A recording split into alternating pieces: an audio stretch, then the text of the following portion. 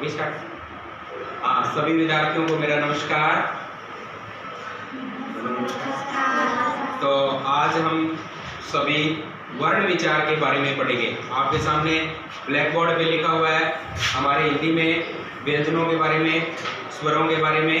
तो आज हम वर्ण विचार के बारे में थोड़ा सा आपसे डिस्कस करने जा रहे हैं। तो आपको पता है कि जैसे ये भाषा की सबसे छोटी इकाई है वो क्या होता है, ध्वनि होती है। क्या होता है, ध्वनि। लेकिन सभी ध्वनियाँ वो क्या है, सार्थक नहीं होती, कुछ निरर्थक ध्वनियाँ होती है।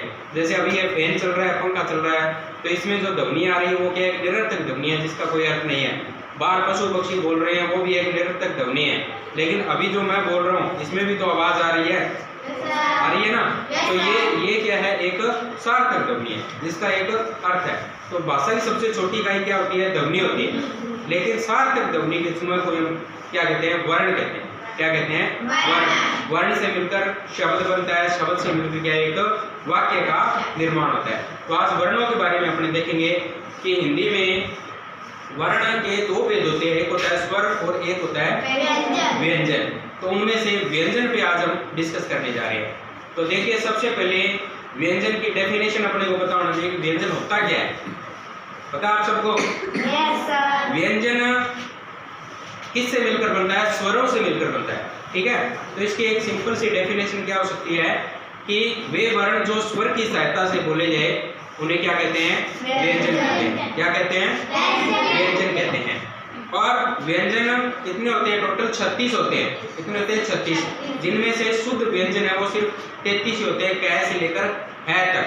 ठीक है, और हिंदी साहित्य में इन व्यंजनों को जब हम बोलते हैं तो हमारे मुख में कुछ ऐसे अंग होते हैं जो इनको बोलने के लिए उच्चारण किए जाते हैं। जैसे कौन कौन से अंग है, जैसे कंठ हो गया, हमारी जीभ हो गई, है ना, और हमारी जो होठ हो गए, दांत हो गए, तालू समझते हो ना।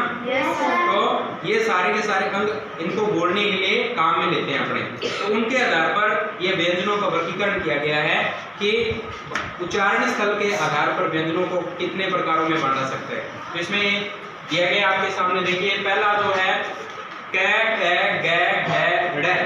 ठीक है, तो इसको कंठीय वर्ण बोलते हैं। क्यों बोलते हैं, क्योंकि इनको जब बोलते हैं तो हमारे जो इनको बोलने में उच्चारण में कंठ का सबसे ज्यादा क्या महत्वपूर्ण स्थान होता है, यानी कंठ के द्वारा इनको उच्चारण किया जाता है। ठीक है, उसके बाद दूसरा देखिए च, छ, ज, झ, ञ, इनको बोलते हैं तालव्य वर्ण। इनको तालव्य वर्ण क्यों बोलते हैं, क्योंकि जब हम इनको बोलते हैं तो हमारे मुख के अंदर जीवा यानी हमारी जो जीभ है वो क्या तालु को स्पर्श करती है। इसको बोल के देखो,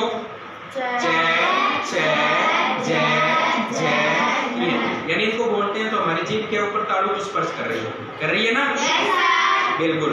अब आगे देखिए, ये तीसरा है वो है ट, ठ, ड, ढ, न। इनको बोलते हैं मूर्धन्य वर्ण। क्या बोलते हैं, मूर्धन्य। मूर्धा किसको बोलते हैं, जीभ को बोलते हैं। तो इनको बोलने के लिए हमें जीभ का ज्यादा इस्तेमाल करना पड़ता है। अगर मनुष्य के मुख में अगर जीभ नहीं हो तो हम ये ट, ठ, ड, न वाली ये लाइन है वो अपने कभी भी नहीं बोल सकते। समझ गए? उसके बाद में त, थ, द, न, इनको बोलते हैं अपने दंत्य वर्ण। क्या बोलते हैं, दंत्य वर्ण। दंत्य वर्ण क्या होते हैं कि इनको जब बोलते हैं तो हमारी जीभ है वो दांतों को स्पर्श करती है। जब बोल के देखो इसको,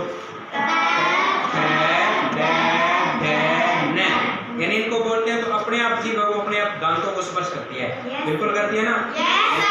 हिंदी एक प्रयोगिक भाषा है, विज्ञान में नहीं हिंदी में भी प्रयोग होते हैं। उसके बाद में प, फ, ब, म, इनको जब बोलते हैं तो हमारे होठ है वो सबसे ज्यादा इस्तेमाल किए जाते हैं, आपस में टकराते हैं।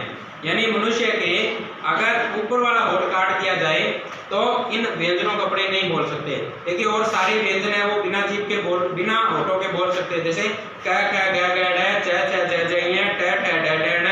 लेकिन प वाली लेना वो नहीं बोल सकते, व, ह, यानी होठ आपस में टकराएंगे ही, प, फ, ब, म। इसलिए इनको क्या बोलते हैं, ओष्ठ्य वर्ण। ओष्ठ किसको बोलते हैं, होठ को बोलते हैं। आगे देखिए ये ल, इनको बोलते हैं अंतस्थ। अंतस्थ का मतलब हमारे शरीर के भीतरी अंग हृदय से उच्चारित होने वाले ये चार शब्द है, य, र, ल, व। अंतस्थ व्यंजन भी कहते हैं और इनको अर्ध स्वर भी बोला जाता है। क्या बोला जाता है? अर्ध स्वर भी बोला जाता है। इसके बाद में स है, तो ये चारों जो व्यंजन है उसमें व्यंजन कहलाते हैं, क्योंकि जब इनका हम मुख से उच्चारण करते हैं तो हमारे मुख से जो वायु है वो टकराती हुई क्या है? उष्ण हो जाती है। उष्ण का मतलब गर्म वायु है जैसे बाहर निकल रही हो, है ना। ये चारों वर्ण बोलते हैं। और उसके बाद में 3 होते हैं क्ष, त्र, ज्ञ, इनको बोलते हैं संयुक्त व्यंजन। संयुक्त व्यंजन का मतलब है कि ये 2 व्यंजनों से मिलकर बने हैं। 2 व्यंजनों से कौन से? क्ष है वो क और श से कौन से मिलकर बना है? त्र है वो त और र के योग से बना है, और ज्ञ है वो ज और ञ के योग से बना है। तो ये हो गई वर्णमाला। इसमें सभी अक्षर है वो आगे क से लेकर ज्ञ तक, जिनका एक निश्चित हमारा उच्चारण स्थान के द्वारा इनको हम बोले जाते हैं। तो सभी का बहुत बहुत थैंक्स। आगे वीडियो में अपने और बढ़िया स्वरों के बारे में अपनी और जानेंगे। स्वरों को भी उच्चारण स्थल के आधार पर भेद करेंगे और मात्रा के आधार पर इनका भेद करेंगे। थैंक यू, धन्यवाद। बना तो दिख रहे।